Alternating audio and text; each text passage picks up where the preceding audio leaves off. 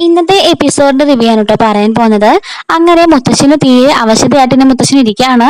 റൂമിലൊക്കെ പോയി കിടക്കുകയും ഹാളിലൊന്നും ഇരിക്കുകയൊക്കെ ചെയ്യുന്നുണ്ട്. ആരോടൊന്നും മിണ്ടുന്ന പോലും ഇല്ല കേട്ടോ. അപ്പോഴേക്കും മുത്തശ്ശി വന്നിട്ട് ആദർശനോട് പറയാണ്, ആദർശെ എനിക്ക് എന്തോ ഭയങ്കരമായിട്ട് പേടിയാവുന്നുണ്ട്. മുത്തശ്ശനാണെങ്കിൽ തീരെ സംസാരിക്കുന്ന ഒന്നുമില്ല, എപ്പോഴും അവശതയാണെന്ന് പറയുന്നുണ്ട്. അതുപോലെ തന്നെ ജയനോടും പറയാണ്, മോനെ നിങ്ങൾ എന്തെങ്കിലും മറക്കുന്നുണ്ടോ എന്റെ അടുത്ത് നിന്ന്? അന്ന് ആശ്രയിൽ പോയിട്ട് വന്നേ പിന്നെ അച്ഛന് തീരെ സുഖമില്ല, എന്താ കാര്യം എനിക്കറിയില്ല, എനിക്ക് ആകെപ്പാടെ പേടിയാവുന്നു പറഞ്ഞിട്ട് മുത്തശ്ശി കരയുന്നുണ്ട്. അപ്പോഴേക്ക് ആദർശി പറയാണ്, എന്താ മുത്തശ്ശി ഇത്? മുത്തശ്ശന് യാതൊരു കുഴപ്പമില്ല, മുത്തശ്ശൻ പക്ക പെർഫെക്റ്റ് തന്നെയാണ് ഇപ്പോഴും. പിന്നെ പ്രായം 19 വയസ്സായില്ലേ, അതിൻ്റെതായിട്ടുള്ള മാറ്റങ്ങളൊക്കെ മുത്തശ്ശനിൽ കാണില്ലേ, അതുകൊണ്ടാ. അല്ലാതെ മുത്തശ്ശി ഒന്നും ഓർത്ത് പേടിക്കണ്ട, എന്തെങ്കിലും ബുദ്ധിമുട്ടുണ്ടെങ്കിൽ അത് ഉടനെ എല്ലാവരും അറിയാതിരിക്കുവോ, അങ്ങനെയൊന്നും ഒരു കുഴപ്പമില്ല മുത്തശ്ശി എന്നൊക്കെ പറയുന്നുണ്ട്. എങ്കിലും എനിക്ക് ആകെപ്പാടെ ഒരു വിഷമം തോന്നുന്നു മോനെ എന്നൊക്കെ പറയുമ്പോൾ, ഒന്നും പേടിക്കണ്ട മുത്തശ്ശി, ഞങ്ങൾ എല്ലാവരും ഇല്ലേ, മുത്തശ്ശിന് ഒന്നും സംഭവിക്കില്ല, മുത്തശ്ശി വിഷമിക്കാതിരിക്കുക എന്ന് പറയാൻ കേട്ടോ. അങ്ങനെ ആദർശ് രാവിലെ ഓഫീസിലേക്ക് പോകാൻ വേണ്ടി ഇറങ്ങി ഇങ്ങനെ നിൽക്കുകയാണ്. അപ്പോഴേക്കും നയന പോയിട്ട് ദേവ്യാനോട് ചോദിക്കുകയാണ്, അമ്മേ ഞാൻ എന്റെ വീട്ടിലേക്ക് പോയിക്കോട്ടെ എന്ന് ചോദിക്കുമ്പോൾ, അല്ല ജോലിയെല്ലാം കഴിഞ്ഞെന്ന് ചോദിക്കുകയാണ്. ജോലിയെല്ലാം തീർത്തമ്മേ, ഉച്ചയ്ക്ക് വരെയുള്ള ആഹാരം വരെ ഞാൻ പാചകം ചെയ്ത് വെച്ചിട്ടുണ്ടെന്ന് പറയാണ്. അപ്പം മുത്തശ്ശന്റെ ടാബ്ലറ്റ് ഒക്കെ ഒന്ന് ചോദിക്കുമ്പോൾ, അതെല്ലാം അതാത് പേപ്പറിലാക്കി എഴുതി ഞാൻ മാറ്റി മാറ്റി വെച്ചിട്ടുണ്ട്, ഇപ്പൊ കഴിക്കാനുള്ളത് ബെഡിന്റെ അടുത്ത് തന്നെ സേഫ് ആയിട്ട് വെച്ചിട്ടുണ്ട്, അമ്മ ഒന്നും എല്ലാ കാര്യങ്ങളും ഇങ്ങനെ ഓക്കെ ആക്കിയിട്ടുണ്ടെന്ന് പറയാണ്. എന്നാ ശരി, നീ പോയിട്ട് വന്ന് ദേവ്യാനി പറഞ്ഞു താങ്ക്സ് അമ്മയെന്ന് പറയണം. അപ്പം അവളോട് സ്നേഹമുള്ളതുപോലെ അഭിനയിക്കാണ് കേട്ടോ ദേവേനി ചെയ്യുന്നത്. അങ്ങനെ മുത്തശ്ശിയുടെ അടുത്ത് പോയിട്ട് അനുഗ്രഹം മേടിക്കാൻ ഇങ്ങനെ ചെല്ലുമ്പോഴേക്കും ജലജ ചോദിക്കുകയാണ്, അനുഗ്രഹം മേടിക്കാൻ നീ എന്താ വല്ല പരീക്ഷയ്ക്കും പോവാണോ എന്ന് ചോദിക്കുന്നു. അപ്പോഴേക്കും നയന അങ്ങോട്ടേക്ക് പോയിട്ട് പറയാണ്, ഇത് വലിയൊരു പരീക്ഷ തന്നെയാ, ഒരുപാട് കഷ്ടപ്പെട്ടാ ഞാനും അച്ഛനും ഇത്രയും നാളും, അതിന്റെ റിസൾട്ട് ഇന്നാ വരാൻ പോകുന്നത്. നാളെ ഞങ്ങളുടെ പ്രതിമയുടെയൊക്കെ ഡെലിവറി കൊടുക്കേണ്ട ദിവസമാണ്, ഞങ്ങൾക്ക് വലിയൊരു പരീക്ഷ തന്നെയാണെന്ന് പറയുന്നു.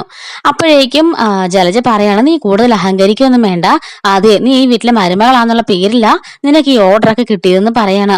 എന്നിട്ട് നയന പറയുന്നുണ്ട്, ഇന്ന് ഈ ഓർഡർ ഇതായി കിട്ടിയാൽ ഞങ്ങൾക്ക് ഇനിയും കൂടുതലായിട്ട് ഓർഡർ കിട്ടുകയും ചെയ്യും, അതുപോലെ തന്നെ ഞങ്ങളുടെ വീട്ടിലെ കഷ്ടപ്പാടുകളെല്ലാം മാറി ആ പത്രം വീട്ടെടുക്കാൻ പറ്റുകയും ചെയ്യുമെന്ന് പറയുമ്പോൾ ജലജ പറയുന്നുണ്ട്, അത് നിന്റെ കഴിവ് കൊണ്ടാണെന്ന് നീ കരുതുമായിരിക്കും, പക്ഷെ അതൊന്നുമല്ല, നീ വീട്ടിലെ മരുമകളാണെന്ന് കരുതിയിട്ട് മാത്രമാണ് എന്ന് പറയുന്നു. അപ്പോഴേക്കും ആദർശ് വന്നിട്ട് പറയാണ്, അപ്പച്ചിക്ക് അങ്ങനെ തോന്നലുണ്ടെങ്കിൽ അത് വെറുതെയാ, അത് നമ്മുടെ കുടുംബത്തിലെ പെണ്ണാവുന്നതിന് മുമ്പേ തന്നെ നയനിക്ക് കിട്ടിക്കൊണ്ടിരുന്ന ഓർഡറാണ്, അത് അവളുടെ കഴിവ് കൊണ്ട് മാത്രം കിട്ടുന്നതാ, അല്ലാതെ നമ്മളുടെ കുടുംബത്തിലെ പെണ്ണാണെന്ന് കരുതിയിട്ടില്ല, അങ്ങനെ അവളെ കുറച്ച് വിലയിടണ്ടെന്ന് പറയുന്നു. അപ്പോഴേക്കും ദേവനെ ശ്രദ്ധിക്കുന്നുണ്ടല്ലോ. ജലജ പറയണ, ഓ ശരിയാ ആദി, അല്ലെങ്കിൽ തന്നെ നിന്റെ അമ്മ പോലും നിന്റെ ഭാര്യ എന്തെങ്കിലും പറഞ്ഞാ നീ ക്ഷമിക്കില്ല, പിന്നെ ഞാൻ പറഞ്ഞ നീ ക്ഷമിക്കുവോ എന്ന് പറഞ്ഞു എരുതിയിൽ ഒന്ന് എണ്ണ ഇടുന്നുണ്ട്. അപ്പോഴേക്കും ജാനകി ചോദിക്കുകയാണ്, എന്താ ജലജ ഇത്, ഒരു വഴിക്ക് പോകാൻ ഇറങ്ങുമ്പം ഇങ്ങനെ നീ വാക്ക് കൊടുത്ത് ഇങ്ങനെ നീ ആവശ്യമില്ലാതൊക്കെ പറഞ്ഞ് പ്രശ്നം ഉണ്ടാക്കേണ്ട കാര്യമുണ്ടോ എന്നൊക്കെ ചോദിക്കുമ്പോഴേക്കും, ഇന്റെ ഈശ്വര ഞാനൊന്നും പറയുന്നില്ല, ഇനി ഞാൻ പറഞ്ഞതാണല്ലോ കുഴപ്പം എന്ന് പറയുന്നു. എന്തിനാ അപ്പച്ചി ആവശ്യമില്ലാത്തൊക്കെ പറയുന്നതെന്ന് ചോദിച്ചിട്ട് ആദർശൻ ചോദിക്കുന്നുണ്ട്. അപ്പൊ ദേവയാനി മിണ്ടാതിരിക്കാണ് കേട്ടോ. അപ്പോഴേക്കും മോള് പോയി അനുഗ്രഹം മേടിക്കുകയെന്ന് ജാനകി പറയുമ്പോഴേക്കും അതിന് പോയിട്ട് മുത്തച്ഛൻ്റെ അടുത്ത് അനുഗ്രഹം മേടിക്കുകയാണ്. ഈ ഒരു പരിപാടിയോട് കൂടി തന്നെ ഞാൻ എൻ്റെ വീട്ടിലെ കടങ്ങളെല്ലാം വീട്ടും, അതുപോലെ തന്നെ ബെസ്റ്റ് ജോഡി കപ്പിളിന്റെ ആ പരിപാടിയിൽ നിന്ന് കിട്ടും 5 ലക്ഷം രൂപ എങ്ങനെ കൊടുത്ത് ഞങ്ങളുടെ എല്ലാ കടങ്ങളും ബാധ്യതകളും തീർത്ത് ഞങ്ങളുടെ വീട്, ഞങ്ങളുടെ അടയാളമായിട്ടുള്ള ഞങ്ങളുടെ വീട് ഞങ്ങൾ തിരിച്ചെടുക്കും മുത്തശ്ശ എന്ന് പറയുമ്പം, എന്റെ മോളുടെ കഴിവിനും വിനയത്തിനും ദൈവം തന്ന അനുഗ്രഹമായത്, അത് മോളെ സാധിച്ചിട്ട് വരണം, ഇനി ഉയരങ്ങളിലേക്ക് എത്തണം എന്റെ മോളെന്നൊക്കെ പറഞ്ഞ് മുത്തശ്ശൻ അനുഗ്രഹിച്ച് പറഞ്ഞയക്കുന്നുണ്ട്. അപ്പോഴേക്കും ആദർശനോട് പറയണ, എടാ നീ ഓഫീസിലേക്ക് പോകുമ്പോൾ ഇവിടെ ഡ്രോപ്പ് ചെയ്തേരെന്ന് പറയുമ്പോഴേക്കും ദേവൻ ഇങ്ങനെ ദേഷ്യപ്പെട്ട് നോക്കുന്നുണ്ടെങ്കിലും ഒന്നും മിണ്ടുന്നില്ല. ആ ശരി മുത്തശ്ശാന്നും പറഞ്ഞിട്ട് നയനയും കൊണ്ട് ആദർശ് പോകുന്നുണ്ട്. അങ്ങനെ നേരെ ആദർശ് അവളെ ഡ്രോപ്പ് ചെയ്തിട്ട് ആദർശ് നേരെ ഓഫീസിലേക്ക് പോവാൻ കേട്ടോ.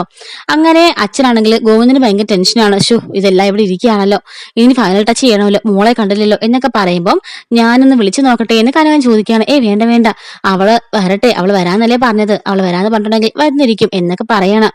അപ്പോഴേക്കും അവിടെ നന്ദു ഉണ്ട് കേട്ടോ. അപ്പം പറയാണ്, എങ്ങനെയാണെങ്കിലും ആ ഒരു 5 ലക്ഷം രൂപയും കൂടി അവളുടെ കയ്യിലുണ്ടെന്നല്ലേ പറഞ്ഞത്, അതും കൂടെ ആകുമ്പോഴേക്കും ആ ഒരു പരിപാടി, നമ്മുടെ വീടൊക്കെ തിരിച്ചെടുക്കാൻ സാധിക്കും എന്ന് കനകം പറയുന്നുണ്ട്. അപ്പോഴാണല്ലോ നന്ദു നമ്മുടെ അനിയോട് പറയുന്നുണ്ടായിരുന്നല്ലോ, ഞാന് ഒരു സ്ഥലം വരെ പോകണം, എന്നെ ഡ്രോപ്പ് ചെയ്യണമെന്ന്. അപ്പൊ അനി അതിന് സമ്മതിച്ചിട്ടുണ്ടായിരുന്നല്ലോ. അതുപോലെ തന്നെ അതേ സമയത്ത് തന്നെ അനാമിക അനിയെ വിളിക്കുന്നുണ്ടായിരുന്നല്ലോ. അനാമിക ഹോട്ടലിൽ വെയിറ്റ് ചെയ്യാണ്, നീ ഇപ്പൊ തന്നെ വരണമെന്ന് പറഞ്ഞ് അനാമിക വിളിക്കുന്നുണ്ട്. അപ്പൊ നന്ദുവിനോട് വരാന്ന് പറഞ്ഞ കാര്യം അനി മറന്നു പോകാൻ കേട്ടോ. അങ്ങനെ ഹോട്ടലിൽ പോയിട്ട് അനാമിക ഇങ്ങനെ വെയിറ്റ് ചെയ്തിരിക്കുകയാണ്. ഈ സമയത്ത് അനിയാണെങ്കിൽ ബൈക്കിൽ വന്നോണ്ടിരിക്കുമ്പോൾ അനാമിക വിളിച്ചിട്ട്, ഹലോ ഞാൻ അനാമിക, ഓർമ്മയുണ്ടോ എന്ന് ചോദിക്കുമ്പോൾ, എന്താ അനാമിക ഇങ്ങനെയൊക്കെ പറഞ്ഞു ചോദിക്കുമ്പോൾ, അതെ ഞാനാണെങ്കിൽ എത്ര നേരം കൊണ്ട് കാത്തിരിക്കാന്നറിയാവോ? ഇനി നിന്നെ ഞാൻ എത്ര നേരം കാത്തിരിക്കണം? അത് ട്രാഫിക് ആയിരുന്നു അനാമിക, അതുകൊണ്ടാന്ന് പറയുമ്പോൾ അതേ ട്രാഫിക്കിലൂടെ തന്നെയാണ് ഞാനും കാർ ഓടിച്ചു വന്നത്. ഞാൻ പോവാന്ന് പറയുമ്പോൾ നീ പോലെ ഞാൻ ഇപ്പൊ വരാമെന്ന് പറയണം. അപ്പോഴേക്കും കോൾ വെയിറ്റിംഗിലായിട്ട് നന്ദന്റെ കോള് കയറി വരുമ്പോഴേക്കും അവനത് എടുക്കുന്നില്ല. അതിനുശേഷം അനാമികാനെ ഞാൻ ഇപ്പൊ തന്നെ വരാം, നീ ഫോൺ കട്ടാക്കുന്ന അനി പറഞ്ഞിട്ട് ഫോൺ ഇങ്ങനെ കട്ടാക്കുമ്പോൾ വീണ്ടും അനി വിളിക്കുകയാണ്.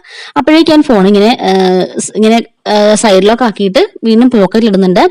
അപ്പോഴേക്കും നന്ദു വീട്ടിലിങ്ങനെ സഹായിക്കാൻ അച്ഛൻ പറയുമ്പോഴേക്ക് ഞാൻ ഇപ്പൊ വരാമെന്ന് പറഞ്ഞിട്ട് നന്ദു ഇറങ്ങി പോകുന്നതാണ് കേട്ടോ. നന്ദു വഴിയിൽ നിന്നിട്ട് ശരി ഇവൻ എന്തൊരു പണിയാ കാണിച്ചത്, ഇപ്പൊ കോൾ വെയിറ്റിംഗിലായിരുന്നു, ഇപ്പൊ കോൾ എടുക്കുന്നുമില്ല, എന്നെ കൊണ്ടുവന്ന് പറഞ്ഞ് പറ്റിച്ചു കളഞ്ഞല്ലോ, അവൻ ഇങ്ങോട്ട് വരട്ടെ കാണിച്ചു കൊടുക്കുന്നുണ്ട് എന്നിങ്ങനെ നന്ദു പറയുന്നുണ്ട് കേട്ടോ. അങ്ങനെ അവൾ അങ്ങോട്ട് വരികയാണ്, നയന അങ്ങോട്ടേക്ക് വരുന്നു. അച്ഛാന്ന് വിളിച്ചോണ്ട് വരുമ്പോഴേക്കും ഗോവിന്ദൻ ഒരുപാട് സന്തോഷമാകുന്നുണ്ട്. ഇപ്പൊ എങ്ങനെയുണ്ട്, ഞാൻ പറഞ്ഞില്ലേ മോള് വരുമെന്ന് പറഞ്ഞില്ലെന്ന് ചോദിക്കുമ്പോൾ മോളെ കണ്ടുടനെ അച്ഛൻ മുഖത്ത് സന്തോഷം കണ്ടില്ലേ, 100 വാൾസ് ബൾബ് നിറഞ്ഞ് നിൽക്കുന്ന പോലല്ലേ നിൽക്കുന്നതെന്നൊക്കെ പറയുന്നുണ്ട്.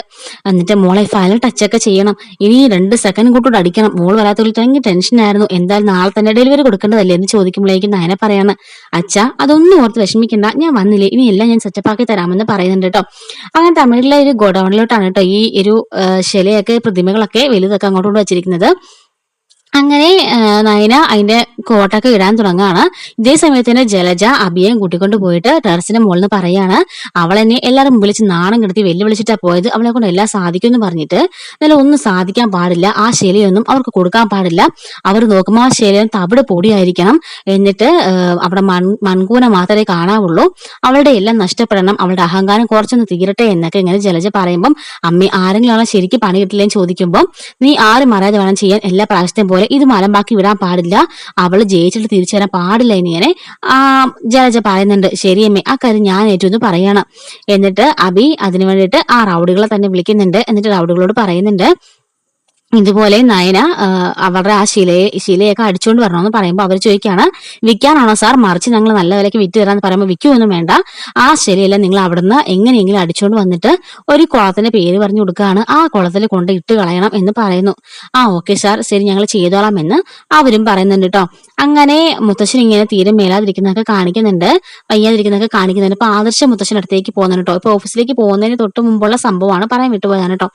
അങ്ങനെ ആദർശ മുത്തശ്ശൻ അടുത്തേക്ക് പോയിട്ട് അച്ഛാ എന്താ പറ്റിയേ, എന്താ മുത്തശ്ശ ഇങ്ങനെ വിഷമിച്ചിരിക്കുന്നു ചോദിക്കുമ്പോൾ ഒന്നുമില്ലടാ, എനിക്ക് വല്ലാത്തൊരു ക്ഷീണം പോലെ, അതുകൊണ്ട് ഞാൻ കിടന്നാന്ന് പറയുമ്പോൾ നമുക്ക് ഡോക്ടറെ ഒന്നുകൂടെ പോയി കണ്ടാലോ എന്ന് ചോദിക്കുമ്പോൾ മുത്തശ്ശൻ പറയാണ്, ഡോക്ടർ പറഞ്ഞല്ലടാ ഇനി ഇതിന് മരുന്നൊന്നും ഇല്ലാന്ന്, അതായത് ഫൈനൽ സ്റ്റേജിലേക്ക് എത്തിയിരുന്നത്, പിന്നെ എന്തിനാ വെറുതെ അവരെ പോയി ബുദ്ധിമുട്ടിക്കുന്നത്, അതുകൊണ്ട് ഇതൊക്കെ ഇങ്ങനെ കഴിഞ്ഞു പോവും, നിങ്ങൾ സന്തോഷമായിട്ട് ഇരുന്ന് കണ്ടാൽ മാത്രം മതി, ഇപ്പൊ ഓരോ ദിവസം വീടിനുള്ളിൽ അടിയും ബഹളം കൂടി വരുക കാണുമ്പോൾ തന്നെ സങ്കടമാണെന്ന് പറയുമ്പോൾ മുത്തശ്ശൻ വിഷമിക്കണ്ട, ഇപ്പൊ കണ്ടില്ലേ അമ്മയ്ക്കും നയനയോടും നല്ല സ്നേഹമുണ്ട്, എല്ലാവരും സ്നേഹത്തിലാ, പിന്നെ ജലജ അപ്പച്ചി എപ്പോഴും വീട്ടിലിങ്ങനെ പറഞ്ഞുകൊണ്ടേ ഇരിക്കും എന്നൊക്കെ പറയുന്നുണ്ട്.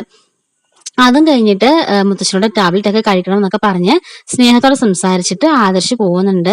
അങ്ങനെ വന്നിട്ട് ജയൻ വന്നിട്ട് ആദർശോട് പറയാണ്, ആദർശെ എത്ര നാളെല്ലാം മൂടി മറിക്കും, എനിക്ക് മനസ്സിലാവുന്നില്ല, ജലജയ്ക്ക് മാത്രമേ ഉള്ളൂ ഈ വീട്ടിൽ സ്വാർത്ഥരായിട്ട് നിൽക്കുന്നത്, മറ്റെല്ലാവർക്കും തന്നെ മുത്തശ്ശൻ എന്തെങ്കിലും സംഭവിച്ചാൽ അത് താങ്ങാനാവുന്നതിൽ അപ്പുറമായിരിക്കും, നമുക്കും നമ്മളെ പോലെ തന്നെ എല്ലാവരും ആ ഒരു അവസ്ഥയിലേക്ക് അടിഞ്ഞു പോകും, അപ്പോഴേക്കും നമുക്ക് എല്ലാവരും ആശ്വസിപ്പിക്കാൻ മാത്രമേ സാധിക്കുകയുള്ളൂ. ഇപ്പൊ തന്നെ മുത്തശ്ശിക്ക് അമ്മയ്ക്ക് നല്ല സംശയമുണ്ട്, എന്തെങ്കിലും പറ്റി കാണുമോന്ന്, കാരണം ഇത്ര നാളത്തെ മുത്തശ്ശനെ പോലെ അല്ലല്ലോ ഇപ്പം, ആകെപ്പാടെ മുത്തശ്ശി വീണുടഞ്ഞ അവസ്ഥയിലായി പോയി, എനിക്ക് സഹിക്കാൻ പറ്റുന്നില്ലെന്ന് പറയുമ്പം ആദർശ് പറയാണ്, എല്ലാം സഹിച്ചില്ല വെച്ചാൽ പറ്റുള്ളൂ, എന്തായാലും എനിക്ക് പറ്റുന്ന രീതിക്ക് മാക്സിമം ഞാൻ ശ്രമിക്കുന്നുണ്ട്, പിന്നെ വീട്ടിലെ അടിയും ബഹളമൊക്കെ മുത്തശ്ശൻ ഒരുപാട് തളർത്തുന്നുണ്ട്, അതൊക്കെ ഇല്ലാതാക്കാൻ ഇനി അച്ഛനെ ശ്രമിക്കണം എന്ന് പറയണം. നയനയെ സ്നേഹിച്ചും അമ്മയെ സ്നേഹിച്ചും ഞാനതൊക്കെ പരിഹരിച്ചോളാം, അച്ഛനും അമ്മേനെ കുറച്ചൊക്കെ പറഞ്ഞ് മനസ്സിലാക്കണമെന്ന് രണ്ടുപേരും ഇങ്ങനെ തീരുമാനം എടുക്കുന്നുണ്ട് കേട്ടോ. അപ്പൊ ഇതാണ് ഇന്നത്തെ എപ്പിസോഡ്. അപ്പൊ ഇനി വരാൻ പോകുന്ന എപ്പിസോഡൊക്കെ നമ്മുടെ ചാനലിൽ ഉടൻ തന്നെ അപ്ലോഡ് ചെയ്യുന്നതായിരിക്കും. അതുപോലെ തന്നെ അടുത്ത ആഴ്ചത്തെ കംപ്ലീറ്റ് സ്റ്റോറി നമ്മൾ ഇന്ന് അല്ലെങ്കിൽ നാളെ രാവിലെ അപ്ലോഡ് ചെയ്യുന്നതായിരിക്കും കേട്ടോ. മിസ്സാവാതിരിക്കാൻ ചാനൽ സബ്സ്ക്രൈബ് ചെയ്ത് സപ്പോർട്ട് ചെയ്യണേ. Thanks for watching.